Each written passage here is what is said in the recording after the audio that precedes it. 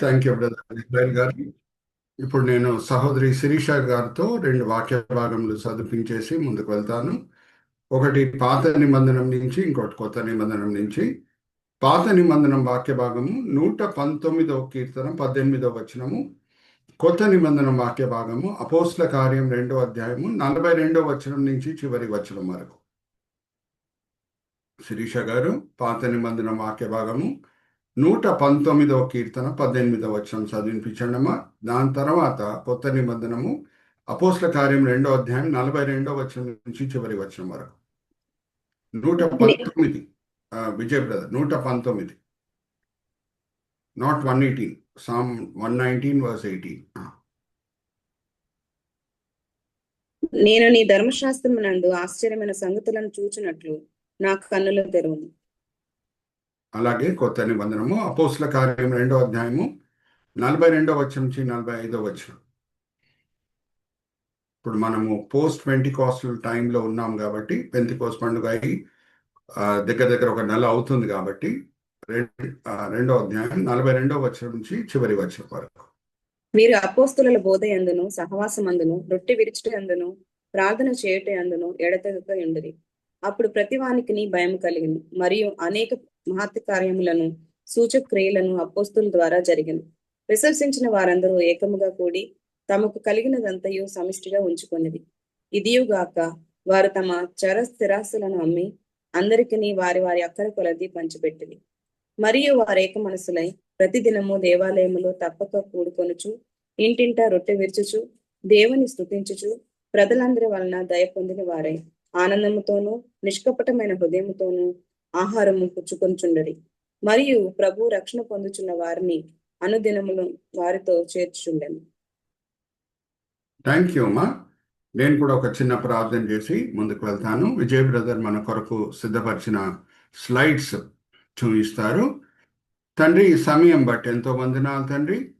ఈ వేదిక బట్టి ఎంతో వందనాలు. ఎంతో కృషితో ఇద్దరు సహోదరులు, బ్రదర్ ఇజ్రాయెల్ గారు, బ్రదర్ విజయ్ గారు, ఈ వేదికని స్థాపించడమే కాదు ఎంతో ప్రయాసపడి దాన్ని ముందుకు తీసుకొని వెళ్తున్నారు.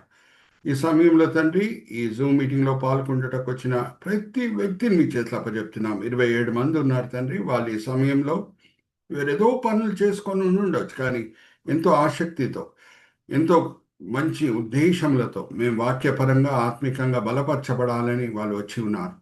అందరిని కూడా మీరు తృప్తిపరుస్తున్నారు, దీవిస్తున్నారు, ఆశీర్వదిస్తున్నారని మేము నమ్ముచున్నాం. నిష్ప్రయోజకమైన మీ దీనదాసుని నించబెట్టి ఈ సమయంలో తండ్రి మీ మహిమార్థమై వాడుకుంటున్నారు. దాన్ని బట్టి నేను మిమ్మల్ని స్తుతిస్తున్నాను. ఈ దినం ఈ వేళ ఈ పూట మీరు మా కొరకు ఏర్పరచుకున్న ఆత్మిక పాఠములు మా విశ్వాస నేతలు మెప్పి బయలుపరుస్తారని నమ్ముచు ఈ వినపములు మేము యేసుక్రీస్తు పరిశుద్ధమైన నామములో పెట్టుకుంటున్నాం. ఆమేన్, ఆమేన్, ఆమేన్. అయితే ఇజ్రాయెల్ బ్రదర్ ఆల్రెడీ ఇంట్రొడక్షన్ టైంలో చెప్పినట్లు మనము పెంతెకోస్తు పండుగ ప్రాముఖ్యత ఏంటో 3 వారాలుగా మనం చూస్తూ వచ్చామండి. ఈరోజు చివరి భాగము. నేను ఒక బ్రీఫ్ రీక్యాప్ చేసి ముందుకు వెళ్తాను. నేను వాడిన సబ్హెడింగ్స్ ఏంటో విజయ్ బ్రదర్ మనకు చూపిస్తారు. Let's go to the next slide brother. మనము పెంతెకోస్తు పండుగ ఎందుకు ప్రాముఖ్యమైన పండుగ, యూదుల కన్ను దృష్టి నుంచి క్రైస్తవ కన్ను దృష్టి నుంచి ఏంటనేది మనం చూస్తూ వచ్చాము. Brother Vijay, you can point a cursor at subheading 1, celebration. యూదుల కన్ను దృష్టి నుంచి పెంతెకోస్తు పండుగ ఎందుకు ప్రాముఖ్యమైన పండుగ అనేది మనము చూసాము. రెండోది ప్రొటెక్షన్. ఆ సమయంలో జరిగే ఒక నిశ్శబ్దమైన అద్భుతం ఏంటో అది మనం చూసాము. ఇంకా రెండో సబ్హెడింగ్ తర్వాత థర్డ్ సబ్హెడింగ్ నుంచి ఈ పెంతెకోస్తు పండుగ ప్రాముఖ్యత క్రైస్తవుల కన్ను దృష్టి నుంచి ఏంటో అనేది మనము చూస్తూ వచ్చాం. యేసుక్రీస్తు ప్రభువారు పెళ్లి కుమారుడై ఉంటే సంఘము పెళ్లి కుమార్తె అయి ఉన్నది. పెళ్లి కుమారుని బర్త్డే మనము క్రిస్మస్ దినంగా ఆచరిస్తాం, క్రిస్మస్ పండుగగా ఆచరిస్తాం. అయితే పెళ్లి కుమార్తె అయిన సంఘం బర్త్డే అదే పెంతెకోస్తు పండుగ. 3000 ఆత్మలతో సంఘము స్థాపింపబడింది. అయితే వాళ్ళు రక్షణ పొందే విషయంలో ఎవరు వాడబడారు? ఇప్పుడు యేసుక్రీస్తు వారి జన్మంలో వాడబడింది, అద్భుత కార్యం జరిగే విషయంలో వాడబడింది మరియా. అయితే యేసుక్రీస్తు ప్రభువారి జన్మంలో ఎలాగా మరియా వాడబడిందో ఇక్కడ మనం చూస్తే పెంతికోస్ పండుగ దినంన అపోస్తులు వాడబడారు. Vijay brother, we can go to the next slide. Just will see that and come back to this. Next slide చూపిస్తారు చూడండి. ఇక్కడ చూడండి, పరిశుద్ధాత్మ కార్యం మరియ పట్ల జరిగింది. You can point a cursor at Mary brother. And దాన్ని బట్టి అద్భుత రీతిగా యేసుక్రీస్తు ప్రభు జన్మించడం మనము చూసాం. అలాగే పరిశుద్ధాత్మ కార్యం గొప్పగా అపోస్తుల జీవితంలో జరిగింది. వాళ్ళని పరిశుద్ధాత్మ దేవుడు వాడారు. అయితే 3000 ఆత్మలతో సంఘము జన్మించింది. Let's go back to the previous slide brother. So ఈ అపోస్తుల్లో మనం గమనిస్తే పై గదిలో 120 మంది ఉన్నారు. ఏ దినం పరిశుద్ధాత్మ దేవుడు పై గదిలో వచ్చి యేసుక్రీస్తు ప్రభువారి శిష్యులని అభిషేకించెను, ఆ దినం 120 మంది ఉన్నారు. వాళ్ళని ఎందుకు వాడుకున్నాడు అనేది మనం ఆల్రెడీ చూసాము. మూడో సబ్హెడింగ్ ఫౌండేషన్, వాళ్ళలో ఉన్న ప్రత్యేకత ఏంటి అనేది మనం చూసాం. వాళ్ళు యేసుని ఎందుకు వెంబడించారు? ఉచితంగా ప్రభువారు ఆహారం పెడుతున్నారని కాదు, యేసుక్రీస్తు ప్రభువారు ప్రజలని స్వస్థపరుస్తున్నారని కాదు. మెయిన్ కారణం ఏంటంటే యేసువే జీవము, యేసువే మార్గము, యేసువే సత్యము, ఆయన ద్వారానే మాకు పాపం నుంచి విముక్తి అని ఆ విశ్వాసంతో వాళ్ళు వెంబడించారు. Their foundation was strong. Foundation అనే సబ్హెడింగ్ మీద విజయ్ బ్రదర్ కర్సర్ పెట్టి చూపిస్తున్నారు చూడండి. అయితే దాని తర్వాత 4వ సబ్హెడింగ్కి మనం వచ్చాము. యేసుక్రీస్తు ప్రభువారి జీవితంలో జరిగిన మైలురాయి సంఘటనల గురించి ప్రవచనాలు ఎలాగున్నాయో అలాగే పెంతికోస్ పండుగ గురించి కూడా ప్రవచనం ఏముందో అది మనం చూసాం. యోవేలు గ్రంథం 2వ అధ్యాయము 28వ వచనం, దేవుడు ఆత్మని కుమ్మరిస్తాడు అనే మాట యోవేలు గ్రంథం 2వ అధ్యాయం 28వ వచనంలో మనం చదువుకున్నాం. 5వది ఫెసిలిటేషన్. ఫెసిలిటేషన్ అంటే ఆ ప్రవచనాలు ఎలాగ మార్గం సరళ పరిచినాయి. అపోస్తులు యూదుల మధ్య నించొని, ఇంకా వాళ్ళు క్రైస్తవులు అవ్వలేదు, భక్తి గల యూదులే, వాళ్ళ మధ్య నించొని బోధ చేసినప్పుడు ఈ ప్రవచనాలు ఎలాగా యూదులు ఒప్పింపబడే విషయంలో ఎలాగ మార్గం సరళపరిచినాయి అది మనం చూసాం. ఫెసిలిటేషన్. దాని తర్వాత యూనిసన్. యూనిసన్ అంటే ఆ రోజు ప్రసంగించింది పేతురు, వేరే అపోస్తులతో పాటు నించొని, వాళ్ళతో పాటు నించొని ఆయన బోధ చేస్తున్నాడు. ఒక ఏకత్వం మనకు కనిపిస్తున్నది. ఆ దినం పేతురు ఎప్పుడు అందరు అపోస్తుల కంటే నేనే గొప్ప అని అప్పుడప్పుడు ప్రవర్తించేవాడు. కానీ పెంతెకోస్తు దినంన ఆయనకు వచ్చిన గొప్ప మార్పు ఏంటంటే ఆయన అందరితో పాటు నించొని ఆయన బోధ చేశాను అనే మాట ఉన్నది. దాని తర్వాత కన్విక్షన్ అనే 7th సబ్హెడింగ్కి మనం వచ్చాము. ఎలాగా భక్తి గల యూదులు, మరి చెప్తున్నాను, భక్తి గల యూదులు ఎలాగ ఒప్పింపబడారో మనం చూసాం. ఇప్పుడు దాని తర్వాత రీజనరేషన్ అంటే ఎలాగ వాళ్ళు మారు మనసు పొందుతున్నారు ఆ 3000 మంది, అది మనం చూసామండి. డిఫరెన్షియేషన్ అంటే పాత నిబంధనలో పెంతెకోస్తు పండుగ సమయంలో ఏం జరిగింది, కొత్త నిబంధనలో పెంతెకోస్తు పండుగ సమయంలో ఏం జరిగింది, అదంతా కూడా వివరంగా చూసాం. 2 కొరింథీ 3వ అధ్యాయం 16వ వచనంలో ఏముందంటే అక్షరము చంపును, ఆత్మ జీవింపచేయను. అదే సందర్భంలో అక్షరం అంటే ధర్మశాస్త్రంలో తప్పనేది ఏం లేదు, కానీ ఎవరు దాన్ని వింటున్నారో, ఎవరు దాన్ని అంగీకరించడానికి చూస్తున్నారో వాళ్ళ లోపల మార్పు అనేది రాలేదు. వాళ్ళకి దేవుని ఆజ్ఞలన్నీ కూడా అభ్యంతరకరంగా ఉన్నాయి. అందుకు వాళ్ళు పాపం చేయటం మనం గమనిస్తున్నాం. 3000 మంది నశించిరి ఆ సందర్భంలో అని మనం చూసాం. నిర్గమకాండం 32వ అధ్యాయం 28వ వచనం విజయ్ బ్రదర్ మనం కర్సర్ పెట్టి చూపించండి. నిర్గమకాండం 32:22 3000 ఆత్మలు కొత్త నిబంధనలో రక్షింపబడుతుంటే అక్కడ 3000 మంది చనిపోయారు పాత నిబంధన కాలంలో అని మనము చూసాం. ఇంకా డిఫరెన్షియేషన్లో మనం పోయిన వారం చూసింది ఏంటంటే అపోస్తులు ఈ 3000 మంది మధ్యనున్న వ్యత్యాసం ఏంటి, అపోస్తుల సాక్ష్యం ఏంటి, మేము యేసుని చూచితిమి, తాకితిమి, వింటిమి. 3000 మంది సాక్ష్యం ఏంటి, మా విశ్వాసము సువార్త వినటం వలన వచ్చింది. వినటం వలన వాళ్ళు యేసుని చూడలేదు, యేసుని తాకలేదు, యేసు మాటలు వినలేదు, కానీ సువార్త విని వాళ్ళు యేసుని సొంత రక్షకుడుగా అంగీకరించారు. మనం 2025లో ఈ 3000 మంది గుంపులనే ఉన్నాం అని నేను పోయిన వారం మీతో పంచుకున్నా. అయితే ఏ కేటగిరీలో మనం వచ్చాం అనేది మనం పోయిన వారం చూసామండి. చూడండి, విజయ్ బ్రదర్ మనకు చూపిస్తున్నారు. Acts chapter 2 versus 41 to 45. మనం ఈ 3,000 మంది గుంపులు ఉన్నాం. ఇంకొక వ్యత్యాసం ఏంటి అపోస్తులకి 3,000 మందికి ఏంటంటే, అపోస్తుల దగ్గర కొత్త నిబంధనలతో కూడిన వాక్యం ఉంది. 3.5 సంవత్సరాలు ప్రభుత్వ పాటు వాళ్ళు నడుచుకున్నారు కాబట్టి, కొండ మీద ప్రసంగాలు, వేరే ప్రసంగాలు వాళ్ళు విన్నారు కాబట్టి, కొత్త నిబంధనలతో కూడిన ఆజ్ఞలేంటో అపోస్తులకు తెలుసు. కానీ పరిశుద్ధాత్మ దేవుడు పెంతెకోస్తు దినమే వాళ్ళ జీవితంలో ప్రవేశించాడు. ఈ 3,000 మందిలో ఉన్న ఒక ప్రాముఖ్యత ఏంటంటే, పరిశుద్ధాత్మ దేవుడు మొదటి దినం నుంచి వాళ్ళ జీవితంలో ఉన్నాడు. కానీ కొత్త నిబంధనలతో కూడిన ఆజ్ఞలు వీళ్ళకి తెలియదు. వీళ్ళందరూ కూడా భక్తిగల యూదులు. ఆది కాండం నుంచి మాలకీ గ్రంథం వరకు ఏ వాక్యం అన్న వాళ్ళు కంఠస్థం చేసుకొని చెప్పగలుగుతారు. కానీ కొత్త నిబంధనలతో కూడిన ఆజ్ఞలు ఏంటో వీళ్ళకి తెలియదు. పరిశుద్ధాత్మ దేవుడు మొదటి దినం నుంచి ఉన్నాడు, మరీ చెప్తున్నాను. కానీ కొత్త నిబంధనలతో కూడిన వాక్యములు వీళ్ళకి తెలియదు. అందుకే అపోస్తుల బోధ యందు వాళ్ళు ఎడతెగగా ఉండిరి అనే మాట మనము చదువుకోవచ్చు. అంటే కొత్త నిబంధనలతో కూడిన ఆజ్ఞలు ఏంటో వాళ్ళు నేర్చుకుంటున్నారు అపోస్తుల ద్వారా. ఇప్పుడు నేను కొంచెం లోతులో వెళ్తున్నాను, జాగ్రత్తగా వినండి. వాళ్ళకి మత్తయి సువార్త 6వ అధ్యాయం 19వ వచనంలో ప్రభువారు ఏం పలికారో పెంతెకోస్తు దినం వరకు వాళ్ళకి తెలియదు. వాళ్ళు క్రైస్తవులు అయ్యే వరకు తెలియదు. ఏమని రాయబడి ఉన్నది అది మనం చదువుదామా? అపోస్తుల కార్యం 2వ అధ్యాయం 45వ వచనం చదివిన అపోస్తుల కార్యం 2వ అధ్యాయము 45వ వచనం చదివిన తర్వాత మత్తయి సువార్త 6వ అధ్యాయం 19వ వచనం చదవమ్మా.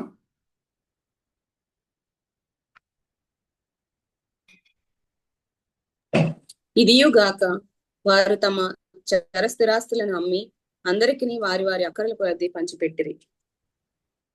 ఇప్పుడు ఎందుకు, దేని బట్టి వీళ్ళకి ప్రేరేపణ కలిగింది? అపోస్తల బోధ విన్నప్పుడు దేని బట్టి ఈ ప్రేరేపణ కలిగింది? వాళ్ళ ఆస్తులను నమ్మివేసి వాళ్ళ మధ్యన ఉన్న పేదలకి ఇచ్చుటకు.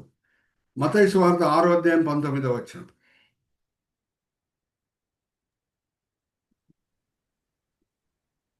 చదవండమ్మా. భూమి మీద మీ కొరకు ధనము కూర్చుకొనవద్దు, ఇక్కట చిమ్మటయు తుప్పును తినివేయను, దొంగలు కన్నము వేసి దొంగలెదరు. థ్యాంక్ యూ అమ్మా. పేదలకి ఇయటమే పరలోకంలో పెట్టుబడి పెట్టుట అనే మాట యేసుక్రీస్తు ప్రభువారు కొండ మీద ప్రసంగంలో పలికారు. ఈ మాటలు వీళ్ళకి తెలియదు. అపోస్తులు విన్నారు, అపోస్తుల ద్వారా వీళ్ళు నేర్చుకున్నారు. అందుకు ప్రేరేపణ కలిగి వాళ్ళ ఆస్తులను కూడా అమ్మివేసి వాళ్ళ మధ్యనున్న పేదలకి ఇస్తున్నారు. జాగ్రత్తగా వినండి, ఒక చాలా ముఖ్యమైన పాయింట్కి నేను వస్తున్నాను. ప్రభువారు ఎందుకు ఈ మాటలు వాడారో మనము అర్థం చేసుకుందాం. పరలోకంలో పెట్టిన పెట్టుబడి, పరలోకంలో పెట్టిన ఆస్తి, దాన్ని ఏ దొంగ కూడా దొంగలించాడు, ఏ పురుగు కూడా వచ్చి తినివేయదు అని ప్రభువారు అంటున్నారు. ఎందుకంటే ఏదన్నా దేవుని సన్నిధిలో ఉంటే, జాగ్రత్త వినండి, ఏదన్నా దేవుని సన్నిధిలో ఉంటే అది సురక్షితంగా ఉంటుంది. హల్లెలూయా, ప్రైజ్ ది లార్డ్. నేను ఒక సంఘటన పాత నిబంధన నుంచి మీ ముందు తీసుకొని వస్తున్నాను, జాగ్రత్త వినండి.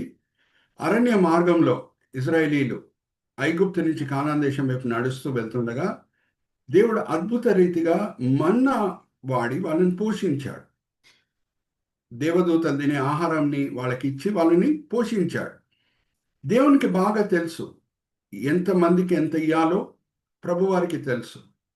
అందుకు మోషే ద్వారా ఇశ్రాయేలీలని దేవుడు ఆజ్ఞాపించింది ఏంటంటే, మీరేం దాచిపెట్టుకునే అవసరం లేదు, నాకెంత ఇయ్యాలో నాకు తెలుసు, మీరేం దాచిపెట్టుకోకండి అని దేవుడు ఆజ్ఞాపించినప్పుడు కొంచెం మంది యూదులు రేపు దేవుడు ఇస్తాడో లేదో, దేవుని మంచితనం బట్టి వాళ్ళు మన మనసులో సందేహం పుట్టించుకుంటున్నారు. దేవుని మంచితనంని వాళ్ళు నమ్మట్లేదు. రేపు మనకు మన్నా దొరుకుతుందో లేదో అని ఏం చేశారంట, కొంచెం మన్నాని దాచిపెట్టుకున్నారంట. ఏమైంది ఆ దాచిపెట్టుకున్న మన్నా? ఒక్కసారి మరి సహోదరి శిరీష ద్వారా ఈ వాక్య భాగం చదివిస్తున్నాను అమ్మా. నిర్గమకాండం 16వ అధ్యాయం 20వ వచనం చదవమ్మా. ఇశ్రాయేలీలు దేవుని మాట వినలేదు. 19:20 రెండు చదవమ్మా. నిర్గమకాండం 16వ అధ్యాయము 19:20.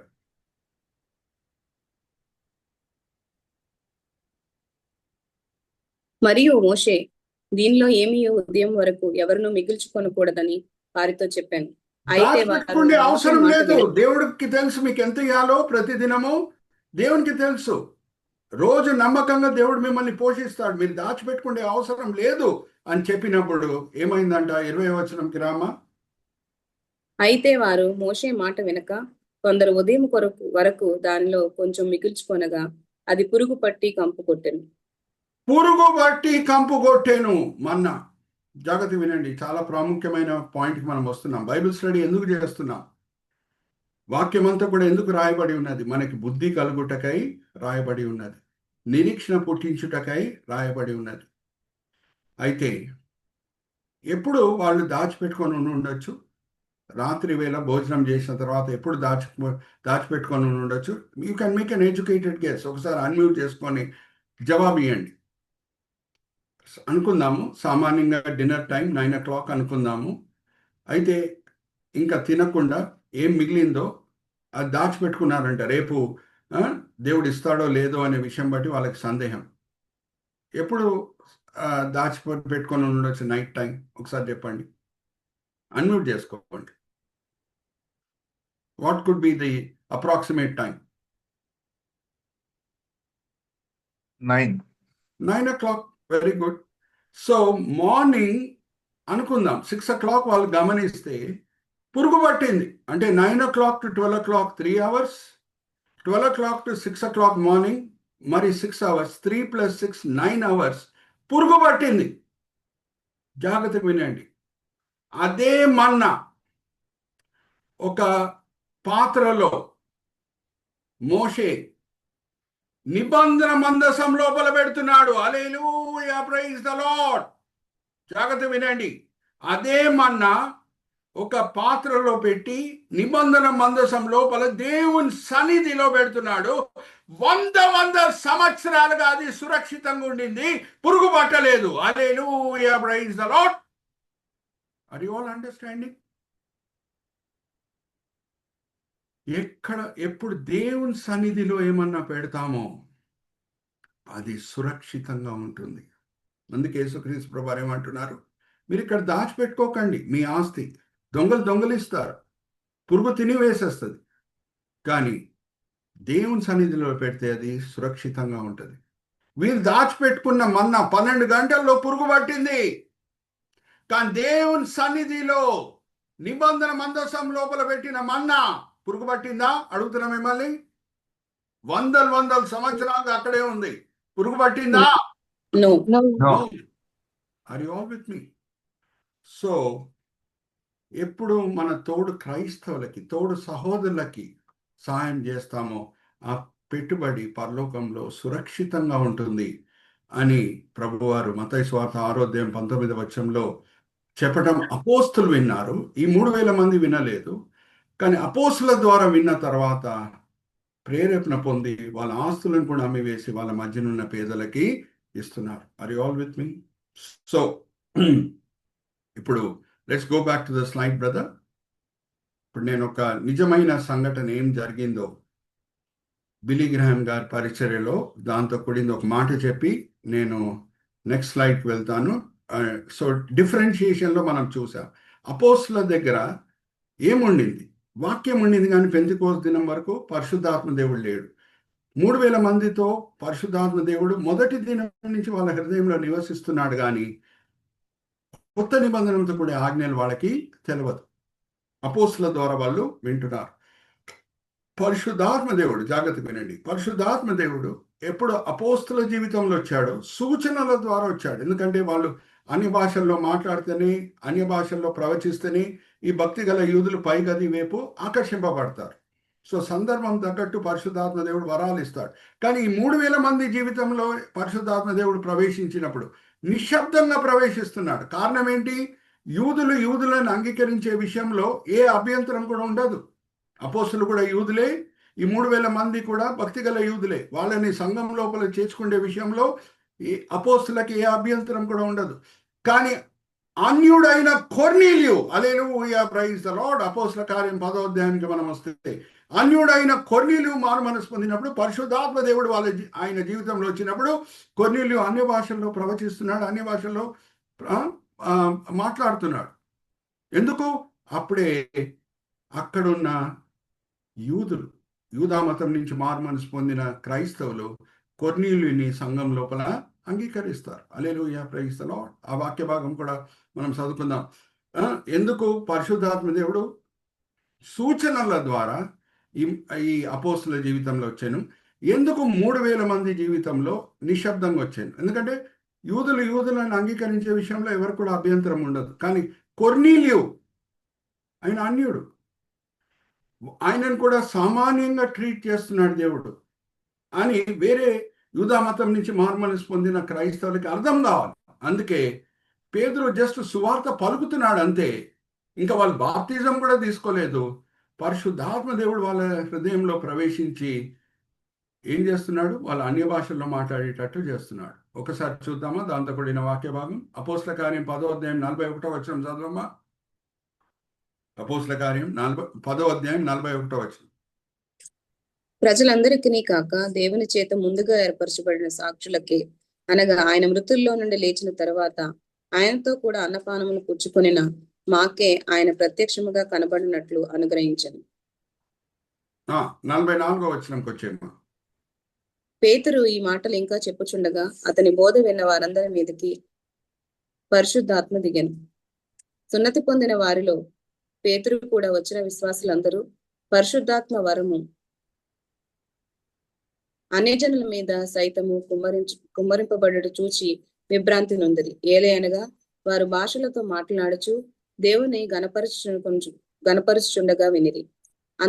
అందుకు పేతురు, మనవలే పరిశుద్ధాత్మ పొందిన వీరు బాప్తిస్మ పొందకుండా ఎవడైనను నీళ్లకు ఆటంకం చేయగలడా అని చెప్పి యేసుక్రీస్తు నామమందు వారు బాప్తిస్మ పొందవలనని ఆజ్ఞాపించను. తర్వాత హల్లెలూయా, ప్రైజ్ ది లార్డ్. అదే పరిశుద్ధాత్మ దేవుడు సూచనల ద్వారా కొర్నీలియు జీవితంలో రాకుండా ఉంటే, మిమ్మల్ని అడుగుతున్నా ఒక ప్రశ్న, మీరు అన్మ్యూట్ చేసుకొని జవాబు ఇవ్వండి. పేతురుతో పాటు కొర్నీలియు ఇంటికి ఎవరు వచ్చారు? సున్నతి పొందిన యూదులు. ఇప్పుడు వాళ్ళు క్రైస్తవులు అయ్యారు కానీ ముందు సున్నతి పొంది ఉన్నారు. అదే పరిశుద్ధాత్మ దేవుడు ఈ సూచనల ద్వారా కొర్నీలియు వాళ్ళ ఇంటి వాళ్ళ జీవితంలో సూచనల ద్వారా రాకుండా ఉంటే, ఈ యూదా మతం నుంచి మారుమనసు పొందిన క్రైస్తవులు కొర్నీలియుని అంగీకరించేవారా? Give me an answer. No. Are you all with me? So పరిశుద్ధాత్మ దేవుడు మరి ఈ అపోస్తులు ఈ 3000 మంది మధ్యన ఉన్న వ్యత్యాసం మనం గమనిస్తున్నాం. కాబట్టి అపోస్తుల జీవితంలో సూచనల ద్వారా వచ్చాను, కానీ 3000 మంది జీవితంలో నిశ్శబ్దం వచ్చింది. కానీ ఎప్పుడెప్పుడు అవసరమో సూచనల ద్వారా వాళ్ళ జీవితాల్లో రావటం మనము గమనిస్తున్నాం. Okay, so let's go back to the slide. Vijay brother, స్లైడ్కి వెళ్దాం. మరి బిల్లీ గ్రహాం గారు ఒక సందర్భంలో ఫ్లారిడా అనే పట్టణంలో 1952లో ప్రసంగించుటకు ఒక సంఘంకి ఇన్వైట్ చేయబడ్డారు. బిల్లీ గ్రహాం గారిలో ఉన్న ఒక బలహీనత ఇన్ కోట్స్, బలహీనత కాదది, బలహీనత ఇన్ కోట్స్ ఏమనంటే, ఆయన సూటిగా ప్రసంగించే వ్యక్తి, రాజీ పడే వ్యక్తి కాదు. జాగ్రత్తగా వినండి. ఫ్లోరిడా పట్టణంలో 1952లో ఒక సంఘంలో ఆయన పిలిచారు. ఆయన రాజీ పడకుండా బోధించాడు. బోధించినప్పుడు కొంచెంమందికి ఆయన ప్రసంగం నచ్చింది, కొంచెంమందికి నచ్చలేదు. ఎవరికి నచ్చలేదో వాళ్ళు బిల్లీ గ్రహాం గారిని స్ట్రెయిట్గా ఎదిరించకుండా ఆయనని ఖండిస్తూ, న్యూస్ పేపర్ ఉంటుంది కదండి, లోకల్ న్యూస్ పేపర్, దాంట్లో letters to the editor column అనేది ఉంటుంది. ఇప్పుడు కూడా మీరు ఏ న్యూస్ పేపర్ ఉన్నా చూడండి, letters to the editor column అనేది ఉంటుంది. దాంట్లో వాళ్ళు రాశారు. ఏమని రాశారు అని అంటే, బిల్లీ గ్రహాం గారి ప్రసంగం బాగానే ఉంది, కానీ ఆయన ప్రసంగించిన మాటల్లో అన్నీ కూడా మేము పాటిస్తే మా సంఘము 200 సంవత్సరాల వెనకాల వెళ్ళిపోతుంది అని అలాగా ఖండిస్తూ సర్కాస్టిక్గా రాశారు. బిల్లీ గ్రహాం గారి మాటలన్నీ కూడా వింటే ఎన్ని సంవత్సరాలు వెనకాల వెళ్ళిపోతుంది అంటే వాళ్ళ సంఘము 200 సంవత్సరాలు. బిల్లీ గ్రహాం గారు కూడా ఆ న్యూస్ పేపర్ చదివారు, letters to the editor column చదివారు. ఆయనను ఎలాగా సర్కాస్టిక్గా గేలీ చేశారో, ఖండించారో అది కూడా ఆయన చదువుకున్నాడు. చదువుకొని ఆయన ఇచ్చిన చక్కని జవాబు అదే న్యూస్ పేపర్, అదే లెటర్స్ టు ద ఎడిటర్ కాలమ్కి ఏమని రాశాడు తెలుసా? ఈ సంఘ సభ్యులు నన్ను సరిగా అర్థం చేసుకోలేదు. వీళ్ళని నేను 200 సంవత్సరాల వెనకాల తీసుకొని వెళ్ళాలని అస్సలే కోరుకోలేదు. వీళ్ళని నేను 2000 సంవత్సరాల వెనకాల తీసుకొని వెళ్ళాలని కోరుకున్నాను. ఆది సంఘము ఉత్సాహం వాళ్ళలో పుట్టించాలని నేను కోరుకున్నాను అని అన్నారు. హల్లెలూయా, ప్రైజ్ ది లార్డ్. ఇప్పుడు నేను మిమ్మల్ని సూటిగా ఒక ప్రశ్న అడుగుతున్నానండి. మీరు అందరూ కూడా అపోస్తల కార్యం చదువుంటారు ఎన్నోసార్లు. ఆది సంఘము లోకంని తలకింద చేసింది అనే మాట సంఘంని ప్రేమించిన వాళ్ళు చెప్పారా, సంఘంని ద్వేషించిన వాళ్ళు చెప్పారా? Give me an answer. ఆది సంఘం లోకంని తలకింద చేసింది అనే మాట సంఘంని ప్రేమించిన సంఘంని ద్వేషించిన వాళ్ళ చెప్పింది? ద్వేషించిన వాళ్ళు. అరే అరే అరే, హల్లెలూయా, ప్రైజ్ ది లార్డ్. అటువంటి టైటిల్ అది పొందింది. అంతకి దాంట్లో ఉన్న శ్రేష్టత ఏంటి? ఆది సంఘం. అదే ఈరోజు మనం చూస్తున్నాం. Headway. Vijay brother, you can point a cursor at B sub heading headway. వాళ్ళలో ఉన్న ప్రత్యేకత ఏంటి? దేన్ని బట్టి వాళ్ళంతా ముందుకు సాగారు? దేన్ని బట్టి వాళ్ళలో అంత ఆత్మిక ఎదుగుదల వచ్చింది? అది మనకు మించిన పని వాళ్ళు చేసింది? దేన్ని బట్టి వాళ్ళకి ఎదుగుదల వచ్చిందో అది చేయటం అసాధ్యమా? దేన్ని బట్టి వాళ్ళు ఎడతెగగా ఉండేది అంట? అపోస్తుల బోధ ఎందును, సహవాసమందును, రొట్టె విచ్చుటందును, ప్రార్థన ఎందును. ఇప్పుడు నేను నెక్స్ట్ స్లైడ్కి వెళ్తున్నాను. నేను ఆ స్లైడ్ చూపించే ముందు మిమ్మల్ని అడుగుతానండి, మీరు ఫుల్ ఫామ్ చెప్పాలి. ఓకే, అబ్రివేషన్ చెప్తాను. యుఎన్ఓ ఫుల్ ఫామ్ చెప్పండి, అన్మ్యూట్ చేసుకొని. UNO, united nations organisation. Very good. WTO, world health organisation. WTO, world trade organisation. World trade organisation. Okay, ఇప్పుడు గ్రోత్ అనే అక్రోనిమ్ మనం తీసుకుందాం. ఓకే, ఎందుకు బైబిల్ స్టడీ? లేఖనం అంతా కూడా ఎందుకు రాయబడేను? మనకు బుద్ధి కలుగుటకాయ. సో ఇప్పుడు మనం చూద్దాం ఆది సంఘంలో ఉన్న ప్రత్యేకత ఏంటి. ఎవరన్నా క్రైస్తవుడు అని చెప్పుకుంటే యేసు నడిచిన మార్గంలో అయినా నడుచుకోవాలి. ఓకే, ఆ వాక్య భాగం నేను చదివిస్తాను సహోదరి శిరీషాతో. అమ్మ ఒక్కసారి చదవమ్మా. 1 యోహాన్ 2వ అధ్యాయం 6వ వచనం. 1 యోహాన్ 2వ అధ్యాయం 6వ వచనం. మనం క్రైస్తవులము అని చెప్పుకుంటే యేసు నడిచిన మార్గంలో మనం నడుచుకోవాలి. అక్కడ రాజీ పడడానికి ఆస్కారమే లేదు. 1 యోహాన్ 2వ అధ్యాయం 6వ వచనం.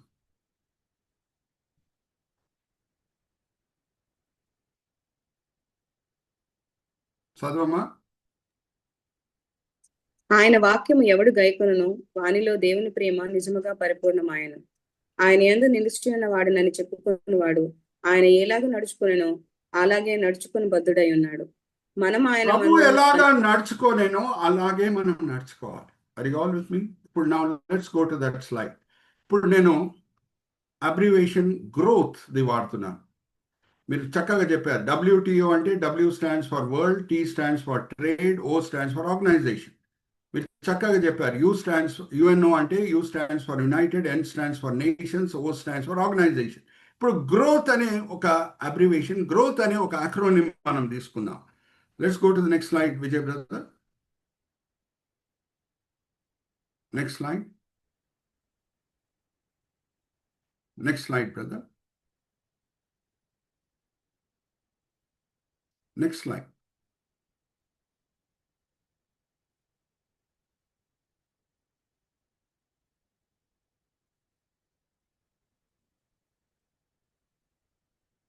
ఇక్కడ చూడండి, గ్రోత్ అక్రోనిమ్ మనం చూద్దాం.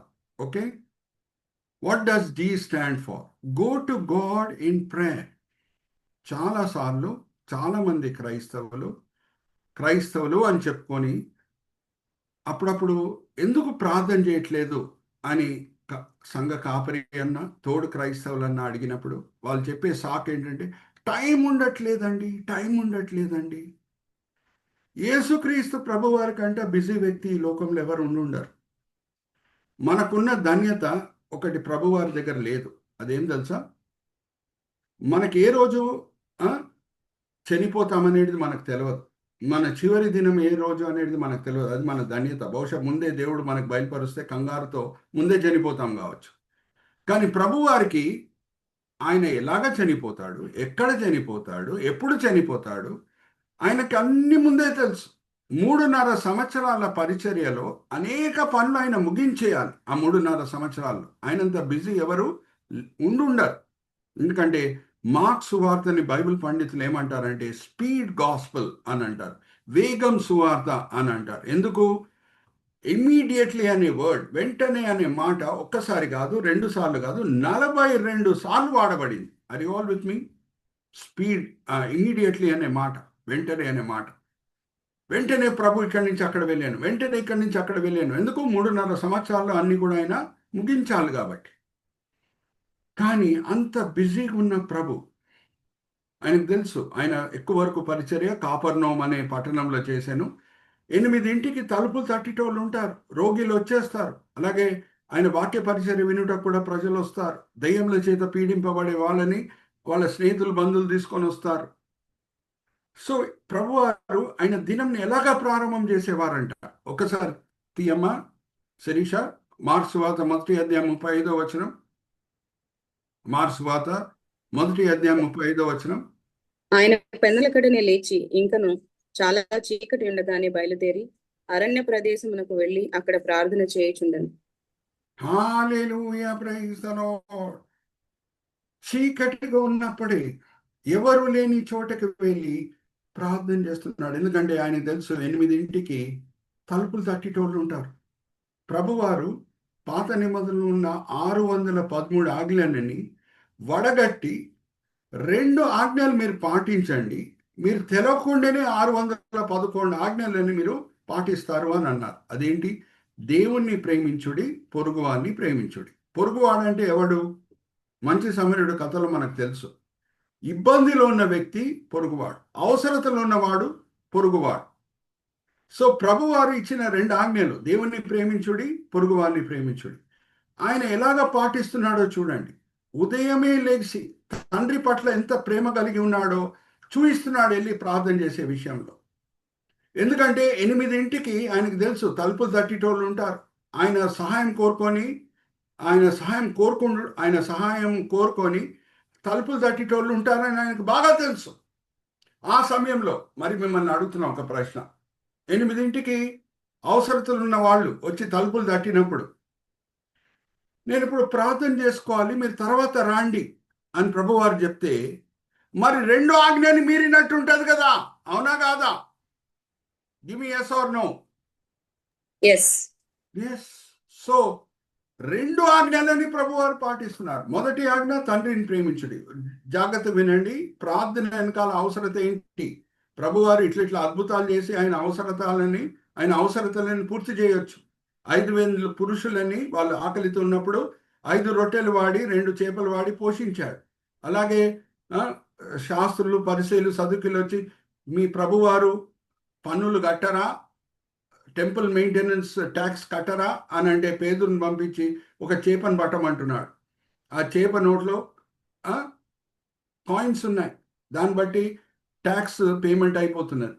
అద్భుతాలు చేసి ఆయన అవసరతలను పూర్తి చేసుకోవచ్చు. మరి ఎందుకు ప్రార్థన వెనకాల ముఖ్యమైన గురి ఏమై ఉండాలి? మన అవసరతల కొరకు ప్రార్థన చేయటం మంచిదే, వేరేళ్ళ అవసరతల కొరకు విజ్ఞాపన ప్రార్థన చేయటం మంచిదే. కానీ ప్రార్థన వెనకాల ఉన్న ప్రాముఖ్యమైన గురి ఏమై ఉండాలి అని అంటే, నేను నా తండ్రి సన్నిధిలో ఆనందించాలి. హల్లెలూయా, ప్రైజ్ ది లార్డ్. అందుకు తండ్రి పట్ల ఉన్న ప్రేమ, తండ్రి సన్నిధిలో ఆనందించాలి అని చూయించుటకే పెందలకడని లేచి ఎవరు లేని చోటకు వెళ్ళి ప్రార్థన చేస్తున్నాడు. ఎందుకంటే ప్రైవసీ లేకుండా ఉంటే మనం మనసు విప్పి ప్రార్థన చేయలేం, కన్నీరు కార్చి మనం ప్రార్థన చేయలేం. Are you all with me? So first G stands for go to God in prayer. R stands for read God's word. దేవుని వాక్యము చదవండి. ఇప్పుడు జాగ్రత్తగా వినండి, నేను ఒక ఉపమానం ఇస్తున్నాను. ఇప్పుడే బిల్లీ గ్రాహం గారి గురించి చెప్పాను కదా. అనుకుందాము, మనం ఆఫీస్ నుంచి వచ్చేటప్పుడు ఒక బోర్డు చూసామనుకుందాం, ఒక హోర్డింగ్ చూసామనుకుందాం. ఎల్లుండి ఆదివారం లాల్ బహదూర్ స్టేడియంలో. ఓకే, జూన్ 8వ తారీఖు, సారీ జూలై జూలై నెలలో ఉన్నాం కదా, జూలై 5వ తారీఖు బిల్లీ గ్రాహం గారు లాల్ బహదూర్ స్టేడియంలో వాక్య పరిచర్య చేయబోతున్నారు అని ఒక హోర్డింగ్ చూసామనుకుందాం. సాయంత్రం వేళ 6ంటికి మీటింగ్ స్టార్ట్ అవుతుంది. మనలో చాలామంది వెళ్ళి ఆ దేవుని సేవకుడు మాటల చేత బలపరచబడాలని కోరుకుంటామా లేదా? ఎస్ చెప్పండి అమ్మా. Yes yes yes. అయితే అనుకుందాం, ఇంకా ఇంటికి మనం చేరలేదు, ఇంకా వస్తూనే ఉన్నాం. ఇంకొక హోర్డింగ్ మనకు అనిపించింది. ఆ హోర్డింగ్ ఏంటంటే, స్వయాన యేసుక్రీస్తు ప్రభువారే, స్వయాన యేసుక్రీస్తు ప్రభువారే ఈ ఆదివారము మరి అదే 6 o'clock జిమ్ఖానా గ్రౌండ్స్ లో వాక్య పరిచర్య చేయబోతున్నారు. యేసుక్రీస్తు ప్రభువారే స్వయాన జిమ్ఖానా గ్రౌండ్స్ లో ఈ సండే జూలై 5వ తారీఖు అదే 6ంటికి జిమ్ఖానా గ్రౌండ్స్ లో వాక్య పరిచర్య చేయబోతున్నారు. ఇప్పుడు మనం ఎక్కడ వెళ్తామండి? లాల్ బహదూర్ స్టేడియమా, జిమ్ఖానా గ్రౌండ్సా?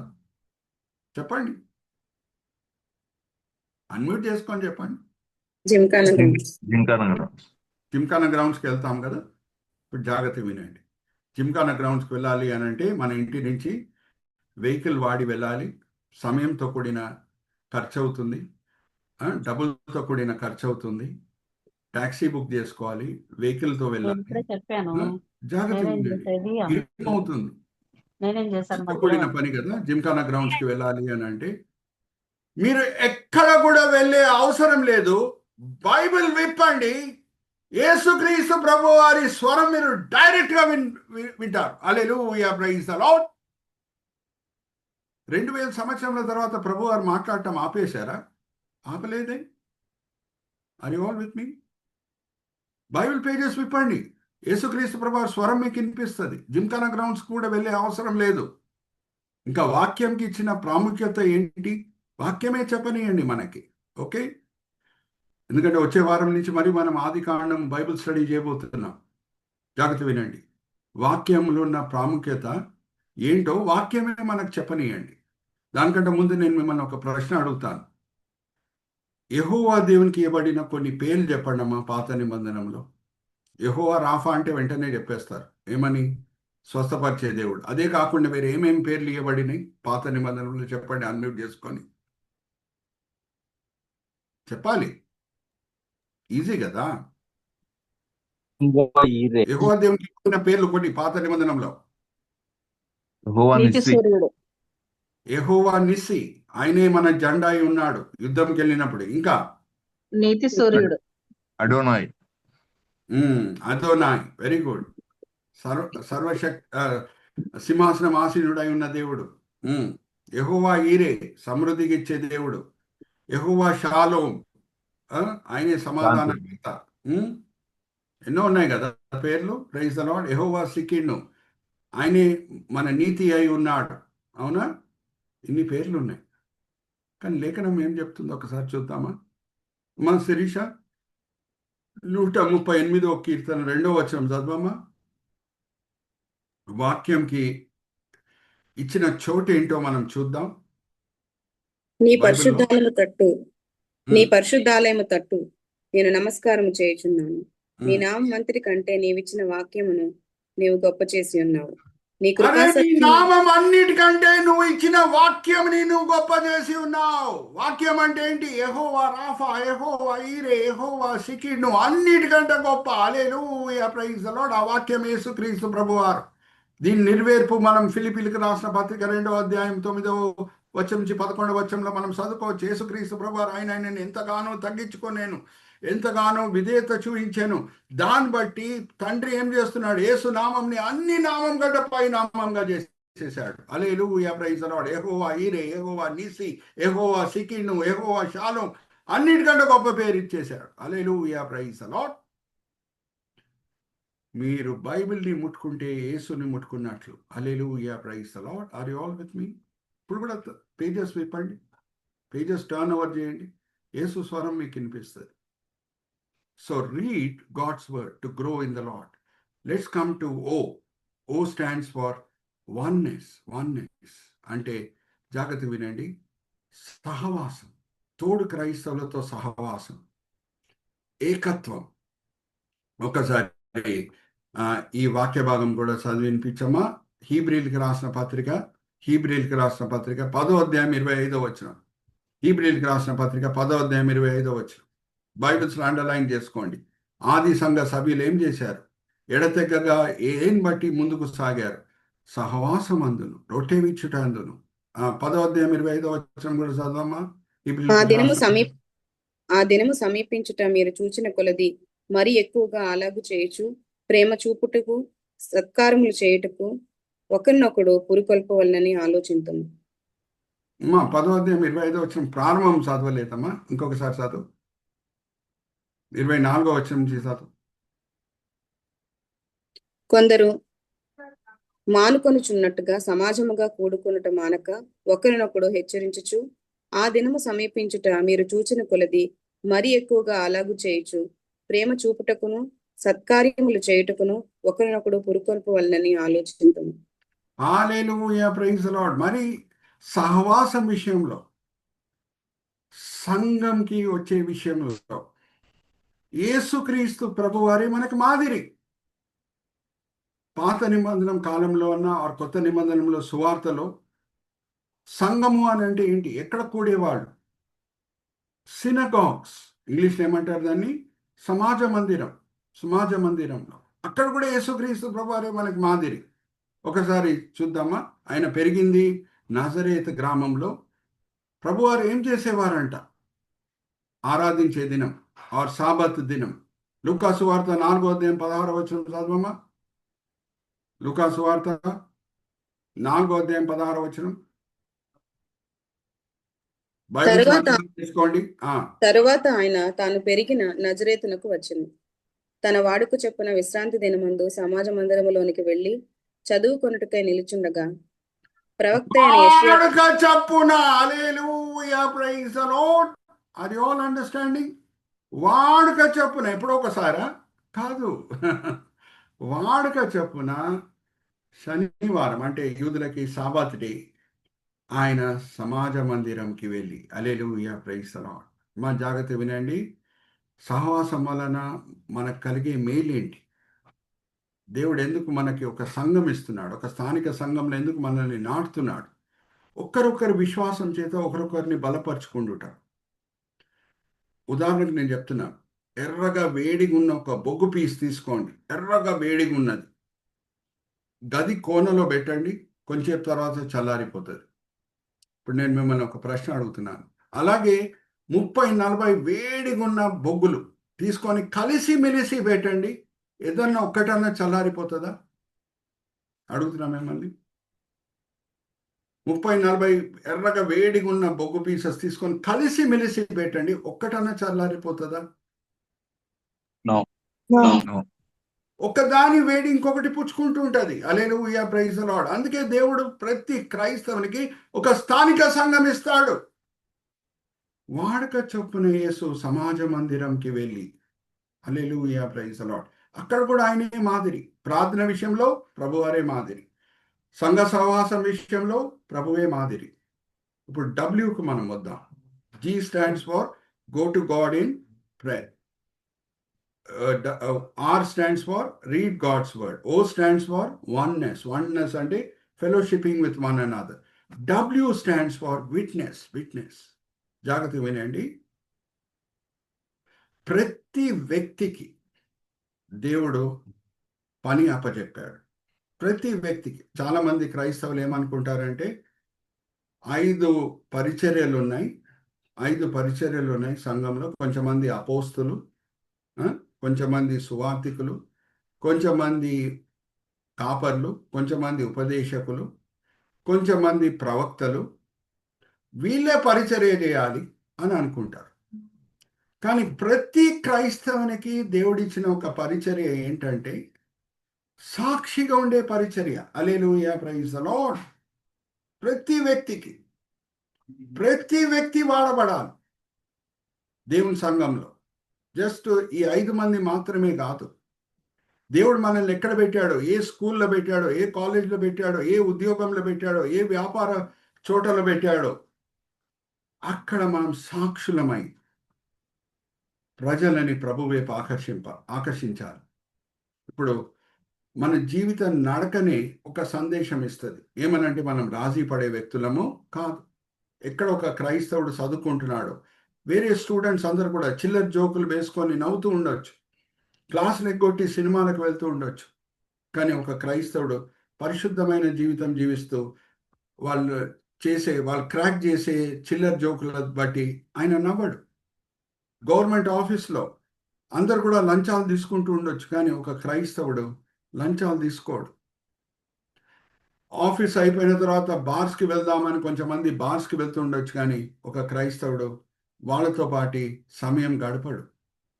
దాన్ని బట్టి ప్రజలే వచ్చి ఏంటండి మీలో ఏదో వ్యత్యాసం మాకు కనిపిస్తుంది అని అడుగుతారు. అడిగినప్పుడు మనం ఎలాగ స్పందించాలంట ఒకసారి తీయండి. 1 పేతురు 3వ అధ్యాయం 15వ వచనం. అమ్మా శిరీష చదివినిపించమ్మా. సాక్ష్యం పంచుకోవటం చాలా ముఖ్యం. నిర్మలమైన మనస్సాక్షి కలిగిన వారై మీలో ఉన్న నిరీక్షణను గూర్చి మిమ్మల్ని హేతువు అడుగు ప్రతి వానికిని సాత్వికముతోనూ భయముతోనూ సమాధానముతోనూ చెప్పుటకు ఎల్లప్పుడూ సిద్ధముగా ఉండి ఎల్లప్పుడూ సిద్ధంగా ఉండుడి. మీ హృదయముల యందు క్రీస్తును ప్రభువుగా ప్రతిష్ఠించుడి. హల్లెలూయా, ప్రైజ్ ది లార్డ్. నేను ఇంకోటి కూడా మీతో ఎప్పుడు పంచుకుంటుంటాను. లేఖనం అంతా కూడా పరిశుద్ధాత్మ దేవుని ప్రేరేపణ వలన రాయబడటమే కాదు, లేఖనంలో ఉన్న క్రమం ఉంది చూడండి, దాని వెనకాల కూడా పరిశుద్ధాత్మ ప్రేరేపణ మనకు అనిపిస్తుంది. ఏ ముందు బి రాదు, బి ముందు సి రాదు. జాగ్రత్త వినండి. సమరయ స్త్రీతో ప్రభువారు చెప్పిన మాటలు, అమ్మా మనం ఎక్కడ ఆరాధిస్తున్నామో అది ముఖ్యం కాదమ్మా, ఆత్మతోనూ సత్యంతోనూ మనం ఆరాధిస్తున్నామా, ఎలాగ ఆరాధిస్తున్నాం అది ముఖ్యం. ఆత్మతోనూ సత్యంతోనూ అని అంటాడు, కానీ సత్యంతోనూ ఆత్మతోనూ అని అన్నాడు. ఎందుకు? పరిశుద్ధాత్మ దేవుడు సాయం చేస్తేనే మన ఆరాధనలో సత్యం వస్తుంది. హల్లెలూయా, praise the lord. Are you all understanding? So లేఖనంలో మనం గమనిస్తే లేఖనం అంతా కూడా పరిశుద్ధాత్మ ప్రేరేపణ వల్ల రాయబడటం కాదు, లేఖనంలో ఉన్న క్రమంలో కూడా పరిశుద్ధాత్మ ప్రేరేపణ మనకి కనిపిస్తుంది. ఇప్పుడు అపోస్తులు ఏం చేసేవారంట? సువార్త బోధించేవారా, లేకపోతే మొదట్లో సాక్ష్యం పంచుకునేవారా? జాగ్రత్త వినండి. సువార్త మనం బోధిస్తే చాలా వరకు ప్రజలు ఏమనుకుంటారంటే ఈయన మత మార్పిడి చేస్తున్నాడు. కానీ ఎప్పుడు మన సాక్ష్యం పంచుకుంటామో, యేసు మన జీవితంలో ఏం కార్యములు చేశాడో అది పంచుకుంటాము, మన ప్రతి మాటలో ఒక సత్యం కనిపిస్తుంది. అది ఆల్ విత్ మీ. సో అపోస్తులు ఏం చేసేవారు? ఈ వాక్య భాగం చదివించిన తర్వాత నేను మిమ్మల్ని ఒక ప్రశ్న అడగబోతున్నాను. మా శిరీష చదవమ్మా. అపోస్తుల కార్యం 8వ అధ్యాయం 25వ వచనం. అపోస్తుల కార్యం 8వ అధ్యాయం 25వ వచనం. అంతటి వారు సాక్ష్యం ఇచ్చుచు ప్రభు వాక్యము బోధించి యెరూషలేమునకు తిరిగి వెళ్ళుచు సమరయుల సాక్ష్యం ఇచ్చుచు ప్రభు వాక్యం బోధించి. ఏది మొదట్లో వచ్చింది? ప్రభు వాక్యం బోధించడమా, సాక్ష్యం పంచుకోవటమా? సాక్ష్యం. హల్లెలూయా, ప్రైజ్ ది లార్డ్. అవకాశం దొరికినప్పుడంతా కూడా ఆఫీస్లో వచ్చి అడుగుతారు, ఎందుకు మీరు మాతో పాటు లంచం తీసుకుంటలేరు? అలాగే ఎక్కడెక్కడ మనకు అవకాశం దొరుకుతుందంటే జర్నీస్లో, ఈ ఆఫీస్లో అన్నా, స్కూల్స్లో అన్నా, కాలేజెస్లో అన్నా, వ్యాపారం చోట్లన్నా రోజు మనల్ని కలిసే వాళ్ళు ఉంటారు, రోజు మనల్ని చూసే వాళ్ళు ఉంటారు. కానీ అప్పుడప్పుడు దేవుని సంకల్పం చొప్పున ఎప్పుడో ఒకసారి మనల్ని కలిసే వాళ్ళు కూడా మనకి ఎదురవుతుంటారు. జర్నీస్లో, train journey, plane journey, bus journey, మన పక్కన కూర్చున్న వ్యక్తి 3 గంటలు మన దగ్గర నుంచి తప్పించుకొని వెళ్ళలేడు.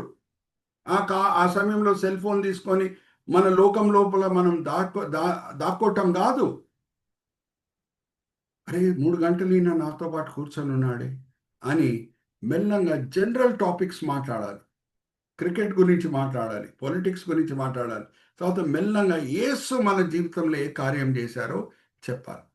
మనం విత్తిన వాక్యం, జాగ్రత్త వినండి, మనం విత్తిన వాక్యం, మనం నాటిన నితనం ఎప్పుడు ఫలిస్తుందో మనకు తెలియదు. కానీ దేవుని కొరకు చేసే ఏ కార్యం కూడా వ్యర్థం కాదు అనే వాగ్దానాన్ని మనం స్వతంత్రించుకొని మన పక్కనున్న కూర్చున్న వ్యక్తి మన జర్నీస్లో ఆయనతో మనము సాక్ష్యం పంచుకోవాలి. హల్లెలూయా, praise the lord. Are you all with me? Next, టీకి వచ్చే ముందు నేను ఈ మాట చెప్తున్నాను.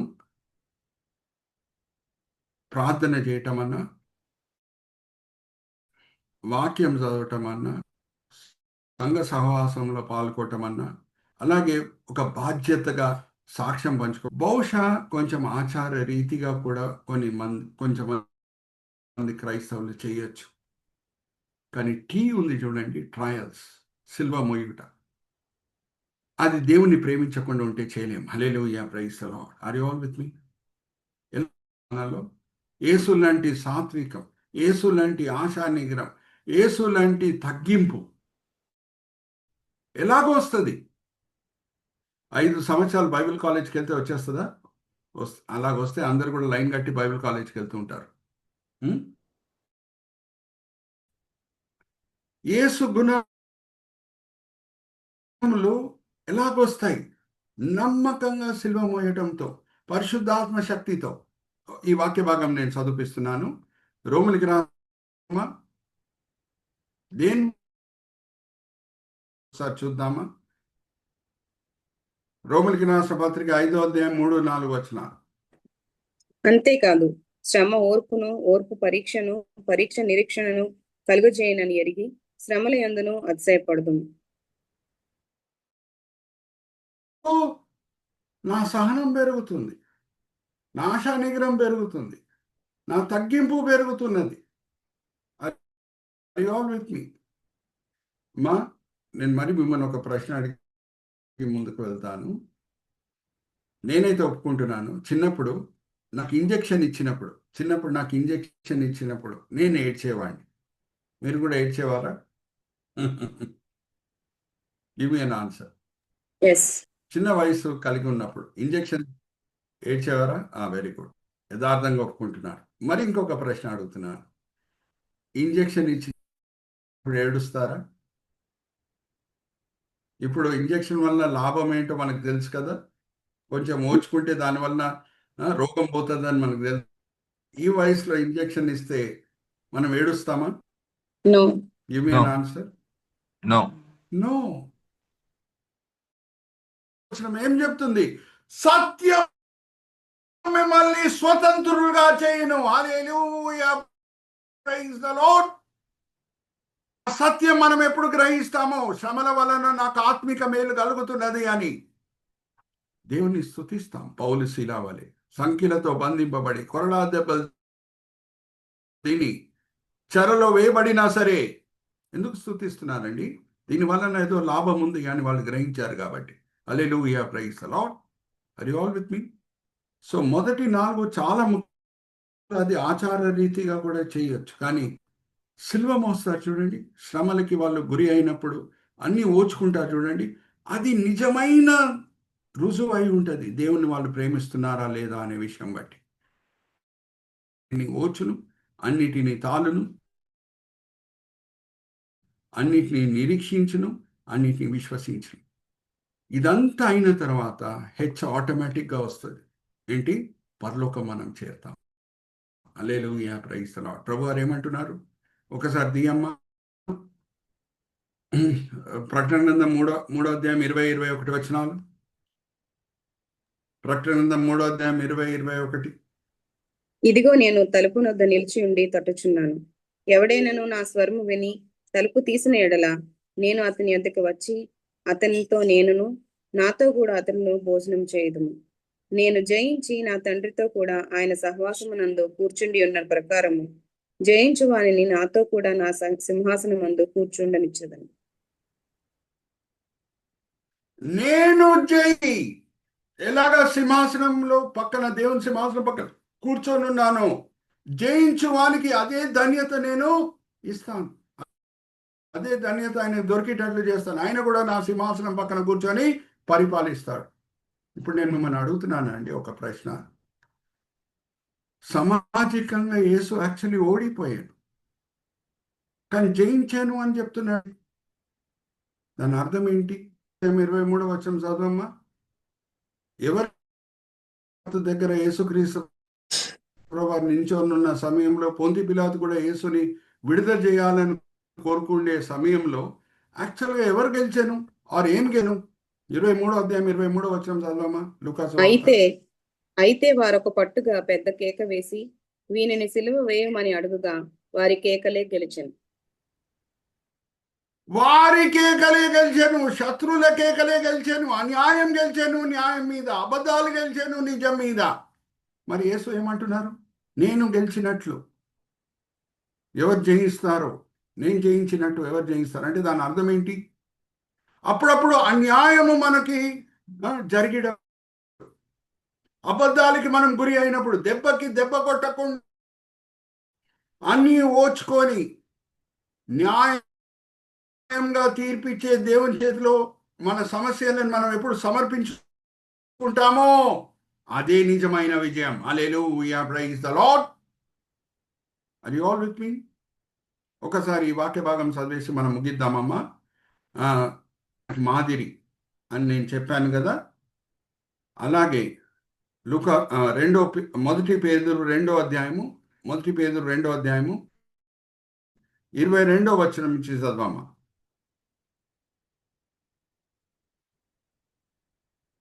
మొదటి పేతురు 2వ అధ్యాయం 22వ వచనం నుంచి. ఆయన పాపము చేయలేదు, ఆయన నోటను ఏ కపటమును కనబడలేదు. ఆయన దూషింపబడి 21వ వచనం నుంచి చదవమ్మా. 21వ వచనం నుంచి. క్రీస్తు కూడా మీ కొరకు బాధపడి మీరు తన అడుగుజాడలు యందు నడుచుకున్నట్లు మీరు మాదిరి ఉంచిపోయాను. ఆయన పాపము చేయలేదు, ఆయన నోటను ఏ కపటమును కనబడలేదు.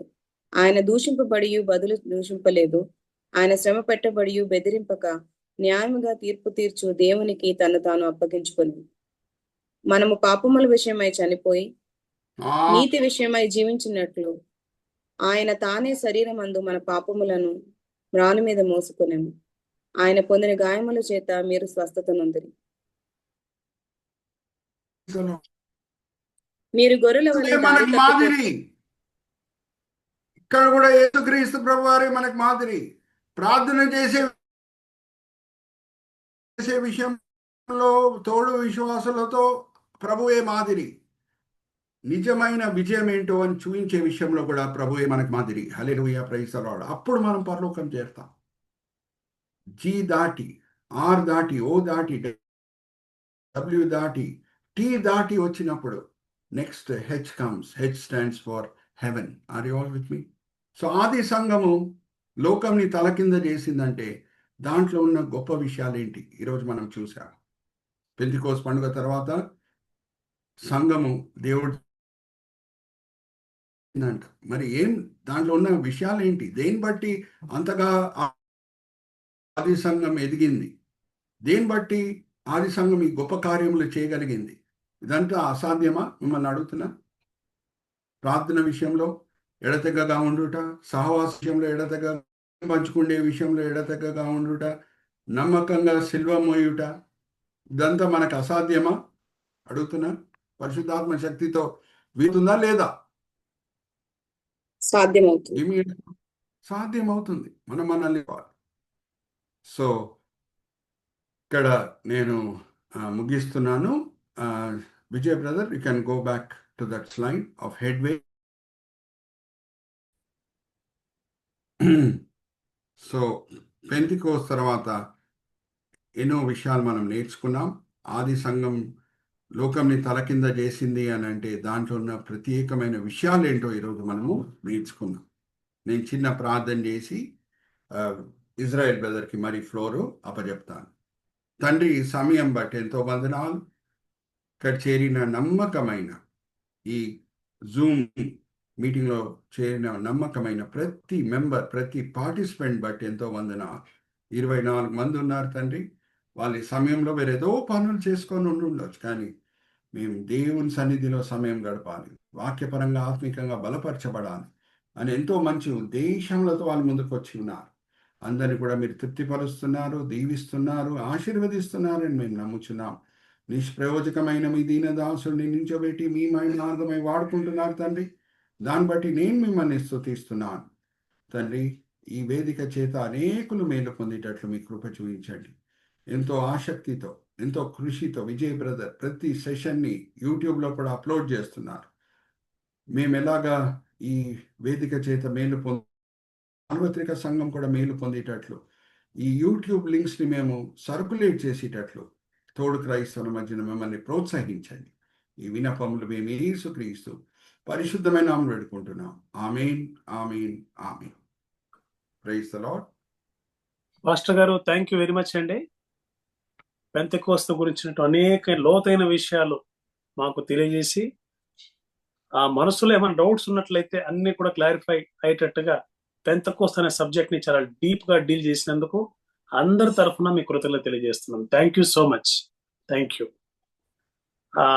కొన్ని 2-3 చిన్న ప్రకటనలు ఉన్నాయండి, గమనించండి దయచేసి. ముఖ్యంగా brother Vijay, do you have that flyer for Monday? దయచేసి గమనించండి. మనం In the meantime, I'll share. Yeah so మనం యాక్చువల్ గా మనం Tuesday, first or second Tuesday మనం ఏం చేస్తున్నామంటే యూత్ కోసం ఒక స్పెషల్ సెషన్ పెడుతున్నాం మనం. సో ఈ నెల ఈ session instead of Tuesday will be having on Monday. So Monday నాడు మనము బ్రదర్ ఎబినేజర్ అని చెప్పి is a director of youth for Christ, YFC director, Hyderabad YFC branch కి ఆయన డైరెక్టర్ గా ఉన్నారు. ఆయన ఈ సెషన్ ని తీసుకుంటారు. సో ఈ విషయాన్ని మీరందరూ జ్ఞాపకం పెట్టుకొని మీ సర్కిల్స్ లో, మీ యొక్క గ్రూప్స్ లో కూడా ఈ విషయాన్ని బాగా ప్రచారం చేసి అనేక మంది యవనస్తులు జాయిన్ అయ్యేటట్టుగా చూడవలసిందిగా మీకు అందరికి కూడా వినిపిస్తున్నాం. క్యా క్యా ఏంట టాపిక్ అది?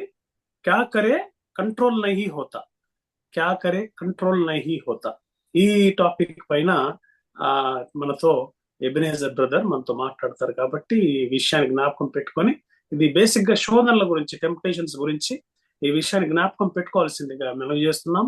దయచేసి ప్రార్థించండి. ప్రార్థించి అనేకులు, అంటే మనకు తెలిసినటువంటి మన మిత్రులందరూ కూడా వచ్చినట్లుగా మీరు ప్రయత్నం చేయవలసిందిగా విజ్ఞప్తి చేస్తున్నాం. క్యా కరే కంట్రోల్ నహీ హోతా, ఈ విషయాన్ని జాగ్రత్తగా మీరు గమనించి గ్రూప్ లో కూడా పోస్ట్ చేస్తామండి. పోస్ట్ చేసినప్పుడు దాన్ని మీరు ఆ ఫ్లైయర్ ని షేర్ చేయండి వేరే వాళ్ళతో. యాజ్ యూజువల్ గా లింక్ ఇస్ ద సేమ్, దాంట్లో ఏమీ డౌట్ ఏం లేదు, సేమ్ లింక్. కాబట్టి 7:45 కి మండే డేట్ ఈస్ 7th అండి. సో 7th నాడు 7:45 కి వర్షిప్ ఉంటుంది. 8 o'clock కి we will start the session. So ఇది మొదటి విషయం. దిస్ ఈస్ ది ఫ్లైయర్ అండి. So many distractions out there. These become attractions and deviators from the right path. Too attractive to refuse, too easy to reject. Kya kare control nahi hota.